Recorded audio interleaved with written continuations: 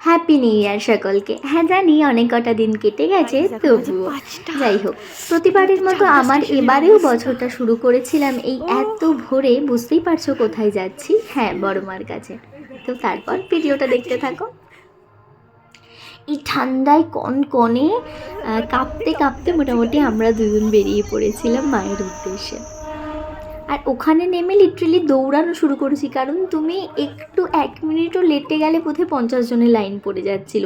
আমরা পৌঁছেছিলাম 6:45 নাগাদ, তখনও দেখতে পাচ্ছ অন্ধকার, কিন্তু তারপরেও যে এত লাইন ছিল কি বলবো। এই যে দেখতেই পাচ্ছ, এটা হচ্ছে 6:45 লাইন। যারা এখানে দাঁড়িয়ে আছে মনে হয় তারা লাস্ট ট্রেন ধরে এসছে। যাই হোক, এই তো লাইন দিতে দিতে প্রায় সকাল, তবুও আমাদের বেশি সময় লাগেনি। মন্দির যেহেতু অন্য দিনের থেকে তাড়াতাড়ি খোলাতে খুব তাড়াতাড়ি আমাদের পুজো দেওয়া হয়ে গেছিলো। তারপর এই যে ডালা টালা কিনে নিয়ে ফাইনালি মায়ের মন্দিরের ভেতরে ঢুকলাম। সেখানেও এই এত লম্বা লাইন পেরিয়ে দেখতে যেতে হয়। আর সেদিনকে প্রচণ্ড ভিড় হয়েছিল মায়ের কাছে।